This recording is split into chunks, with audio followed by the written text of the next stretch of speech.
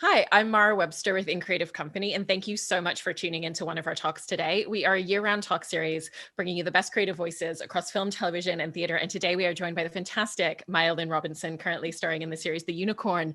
And the first thing that I was really fascinated about is you worked so extensively in theater so much, and you've done a vast amount of television recently. And obviously, when you're working in theater, you have so much time to ruminate over every single decision and choice and spend days talking about a specific scene. But with television, you're having script changes right before you go into filming a scene. There's a lot of improv and shift in the moment. So what was that journey in having to really shift your working style and how you were figuring out different beats of a character?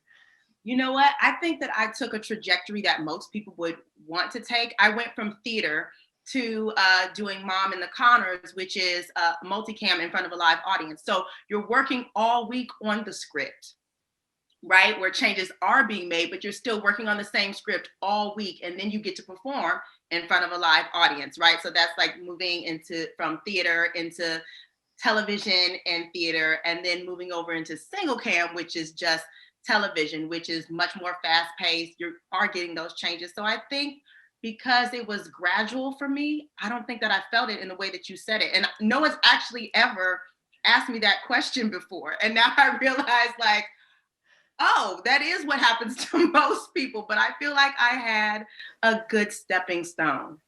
Yeah. Yeah. And when you were building out your idea of who Michelle was going to be as a character in the show, you had those first iterations in the scripts, and they gave a really strong immediate sense of who she was as a woman and as a character. But how did you kind of construct out who she was going to be for you, knowing that there were going to be so many details that were still going to come at you that maybe you'd have to pivot and change some of those ideas if the script said something different in episode 8? Um, Okay, so Michelle's very different from the pilot than she became during season 1. The pilot, she was much less of a hands-on mother. I mean, she's like drinking wine, her husband's rubbing her feet, the kids are like cooking in the kitchen.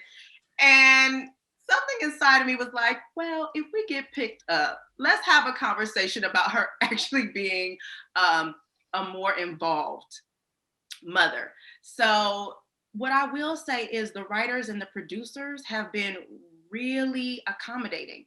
They're willing to have the conversations. They're willing to talk to me. A lot of times, I didn't even focus so much on race in season 1. It was just about being this nuclear family with these 4 children and how I wanted us to interact. I wanted it to feel like Michelle, that she's like your friend or your aunt or your sister or your cousin. And I think that that helped a lot because a lot of people didn't know me, right? You look at the other core cast members, and so it could feel very much like a sitcom. But because they didn't know me, I added a level of realism, I feel like, to the character just naturally. And so that combined with just some really loving and dope producers and directors and writers, we've just come to uh, the consensus of she's not one to be messed with. And now in season 2, we're allowing her to breathe a little bit more calmly. And when you started the show as well, you had the same director for the first 3 episodes, which is such a rare gift, particularly in sitcom world. How did that really help everybody across the cast in terms of building out this world, this dynamic, and who all these characters were with each other? I think it was really important. I think, John Hamburg sat in the audition room with me as well. So just having that person familiar with you and what you can bring to the table, to integrate me in with the rest of the core who kind of all had some connection to one another. It was imperative, I think, that we had that in order to really be able to gel us together and figure out what story we wanted to tell in the loss and the laughter of this man and his life, you know? Right. And the tone of the show so beautifully captures that idea. There are moments where it allows itself to linger on the grief and the loss that these characters are all feeling, but still find the levity. And I was interested in, particularly for Michelle, how you've really thought about that element, because the show is obviously centralized around Walton's character Wade losing his wife, but at the same time, this is a woman who was best friends, that, you know, Michelle would have seen her every single day, that they helped raise each other's kids, that they were each other's closest confidants. So how have you thought about, for Michelle, the way that you want to allow those small moments of grief and loss and what it means to her into the show? I think that Michelle is, whether she would admit it or not, is kind of an avoider of grief, right? She's not one to sit still. I mean, if you saw in season one, she had her gallbladder out and she just could not sit still. She needed to be useful. She needed to be moving. And so I don't think she really allows herself grief. I think the one time that she came close to it was the anniversary party, where she kind of started to break down in front of Forrest. And what she learned from that was, don't show people that you're weak. And I think that because of moments like that, she hasn't really allowed herself to truly feel the loss, because she's working so hard to keep everybody else anchored, which, let me just say it, is what Black women do. We push our pain to the side and we stay, this is, you know, I'm not speaking for all, but we push our pain to the side to make sure that everyone else in our life is taken care of. And that's something that we talked a little bit about with the writers and the producers. It wasn't anything that was harped on, but it also stems from me. I mean, in the beginning, they didn't know who I was, but as they find out who I am, they're writing aspects of my life into the project. And that's probably one of those things that, no, I'll own it. It's one of those things that they've definitely noticed, is I don't really like to show anything but like a strong anchor for my loved ones. And my cast members have become amazing, and crew members have become amazing loved ones. And so I think they allow me to live there right now. Season 3, when you see the finale of season 2, you'll understand some things will be different. I can't wait. I also wanted to talk about your rapport on screen with Omar and building out this marriage and this history, because one of the things that I love about the dynamic in their marriage and their relationship is, you know, even when they have those moments where they want to prove that they were right about something, whether it's big or just a small finicky thing, it still always feels like their communication with each other is at the forefront of everything that they do. You know, they never shut down on each other. Was that something where the two of you made really conscious decisions about what you wanted that dynamic to be, and that the writers have really lent into? Yeah, and you know what's so great about the writers is that they'll write out the words, but as they've begun to trust us, they write less how they want us to feel, or how, or you know, she's mad, she's irritated. So we've had the ability to yell with one another. We've had the ability to go silent treatment with one another. We've had the ability to just, you know, give a look. Michelle loves a look. And we talked about the fact that we wanted to feel real, like what's behind, you know, closed doors, in families in general. So I think the fact that Omar and I did not know each other beforehand, but we have mutual friends in the industry, which is kind of like an endorsement for one another because they're good people. We just opened up more and trusted each other from the beginning because we had that endorsement. So we've been open about what we want to say, how we want to say it. And the writers and producers have been, for the most part, you know, there is some pushback and sometimes they're right. I hate to admit that. Sometimes they're right. But sometimes we get some pushback and sometimes they're like, no, keep going.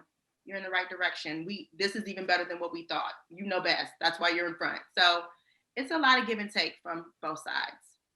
Within that whole idea of how you're framing that delivery and how they've really looked to what you want it to be, you know, I imagine when you first got the scripts as well, that there were a lot of different ways that you could have looked at how she often says what everybody's thinking, but nobody wants to say, tells everything very matter of fact. And you could have delivered that in a very different way with your performance, but the way that you do it always has so much heart and emotion behind it. Was that something where you instinctively knew from the offset, or was that actually partly written into the scripts?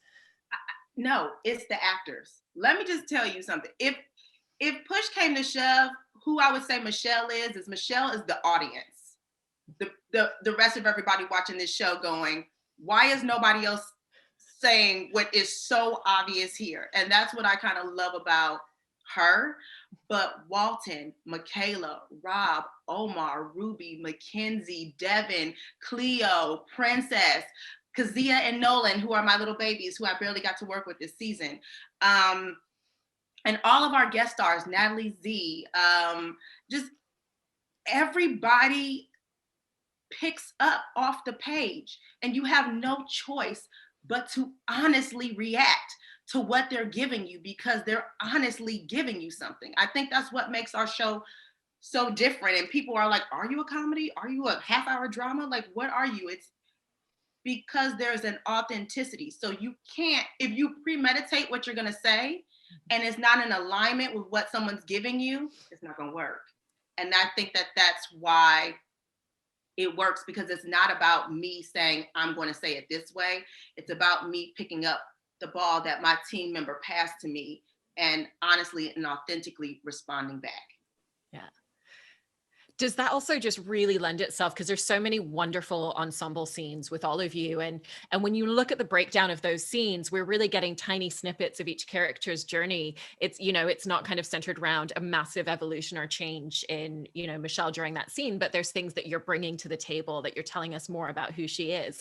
You know, so is there kind of a balance of it being a little bit of a challenge to bring so much into just maybe a few lines, and really thinking about your performance in the background of the other actors, but at the same time having the gift of everything that you're getting punted from the rest of the cast?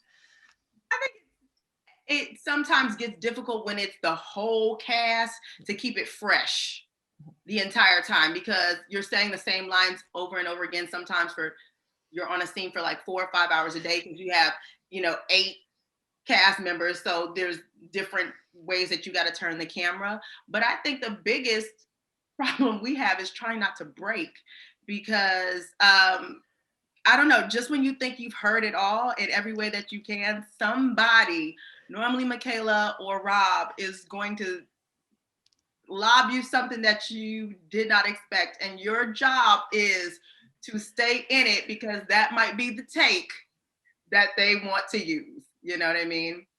So yeah, that's what it's mostly about, just not breaking. And you've said that you've always been really good and prided yourself on not breaking, but this is the first show that you've struggled with that. I did. And the first person who broke me is Nicole Byer in season 1. And then after that, like once I got broken in, it was like, I will pride myself on this and saying I'm one of the last to actually break, though, in the cast. Like Walton is, you would think that Walton would not be the one to break first. He is consistently the first person to break. Okay, I'm going on record with that. But I rarely break. I try to hold us together. Even when they all break, I'm trying to save the take. But yeah, they get me sometimes real good. And when I break, I wholeheartedly break. Like country laugh, like real loud. Like you can see my tonsils. Like it's over. It's over. It's over. Has there been a shift with the second season in how you film a lot of those group ensemble scenes, you know, between the fact that you obviously know each other and each other's rhythms a lot better now, and there's a shorthand that exists, but also just even with the fact that filming is very different now, and there's not as much ability to spend time in a room with people having table reads and conversations and rehearsals in the same way. So it almost relies on that intrinsic back and forth that you all have. Yeah.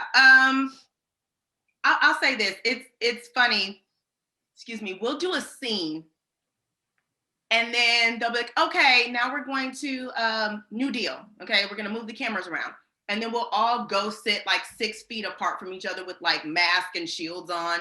And then we'll go back in and mask and shields come off. And I'm like, it sometimes I have been guilty of it, of standing too close, like even with a mask. And one of the cast members might be like, this is, you know, we're wearing a mask, but this might be too close. And I'm like, but we're going to take those masks off and stand this far from one another once they yell action. So it's been difficult for me, like spatially, to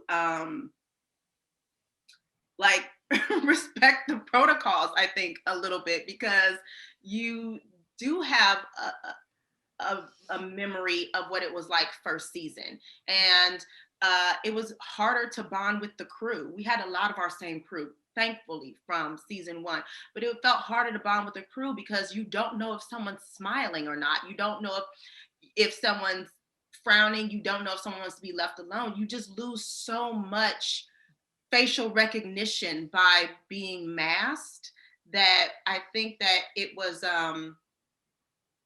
for lack of a better word,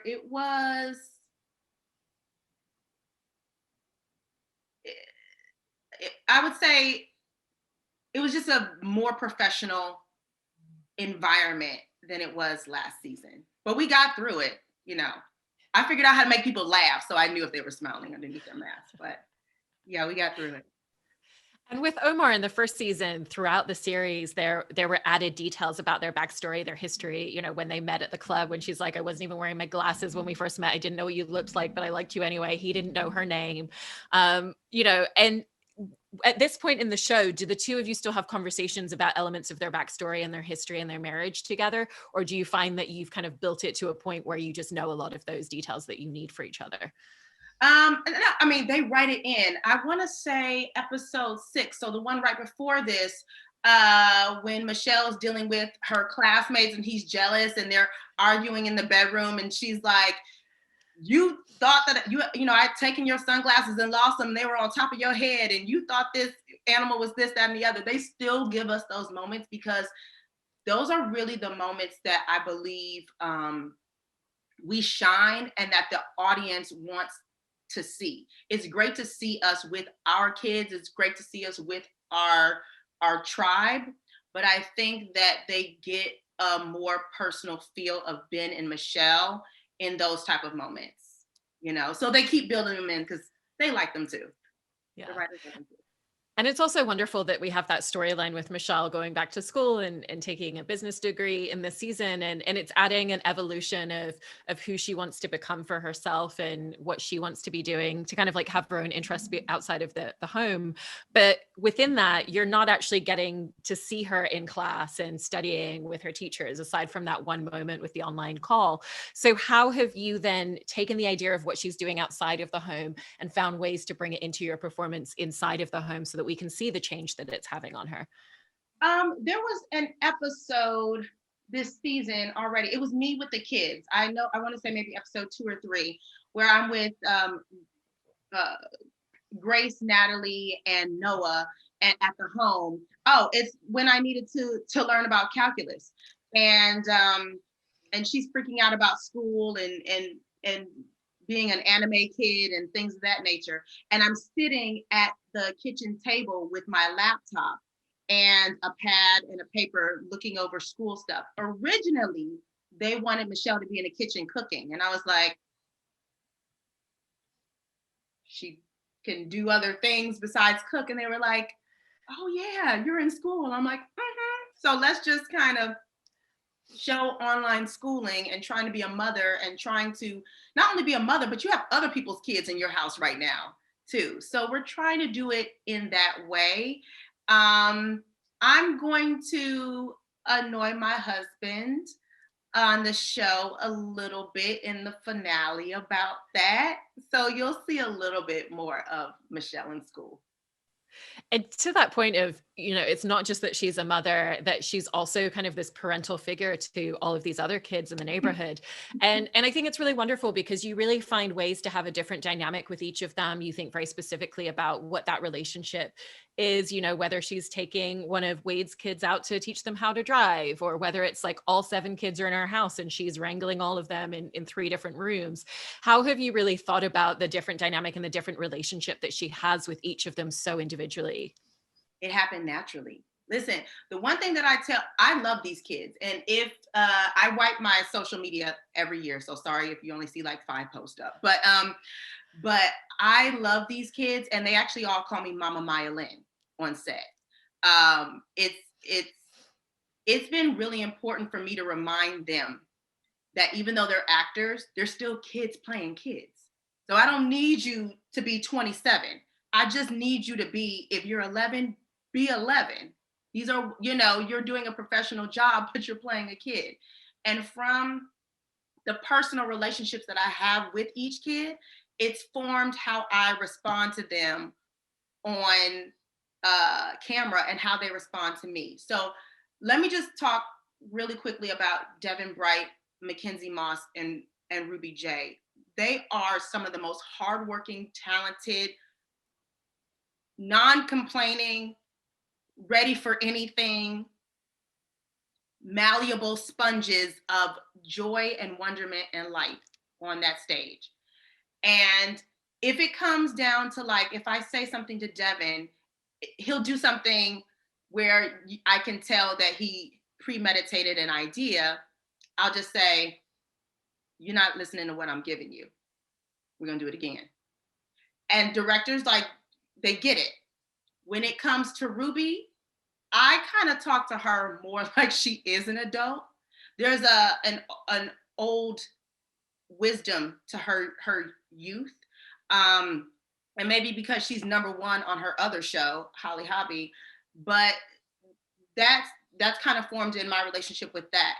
And then when it comes to Mackenzie, I find Mackenzie to be the most like me, and in turn, her character to be the most like Michelle. So when there's an interaction between us, like when she's looking at me like, I need you to go over there and talk to my sister, she gives me the eyes. I'm like, okay, I'm gonna go over there.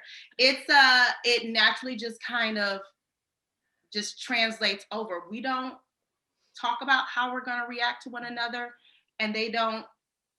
They trust me, and I trust them, and I treat them like little acting professionals, and it's beautiful. I'm slightly off topic, but it's beautiful to just kind of watch their like little minds mold and teach me, in return. Because sometimes I think they'll say it a certain way and then they won't, and then I have to switch. And one of the moments that I really loved watching in this season was that driving episode where you're out in the car, because there were so many tiny details in the dynamic that you put in, like the way that you were leaning all the way across towards the steering wheel, leaning forwards, which showed, just this unquiet spoken thing of like, you've got this, I trust you. Do you find at this point that you just intrinsically know what those small, quiet, unspoken moments are going to be with a lot of the other characters? I guess I do.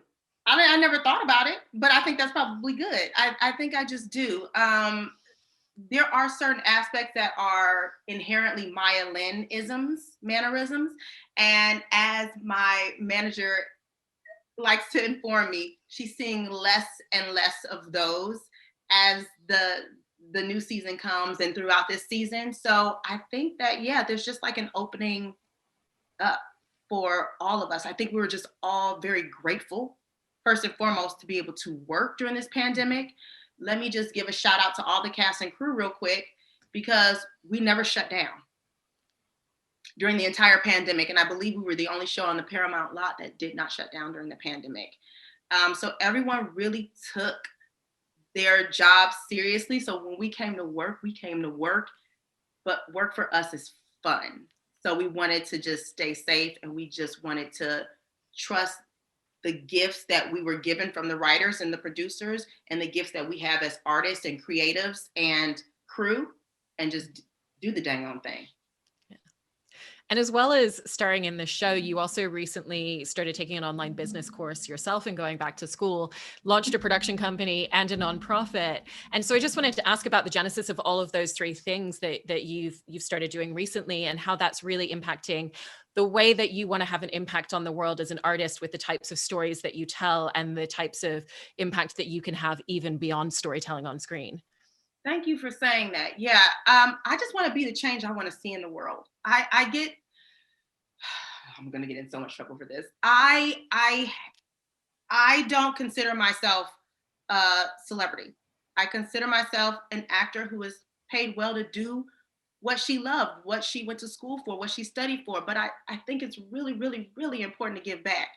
And so I believe in mentorship, right? I believe in youth empowerment, because they're going to change the world.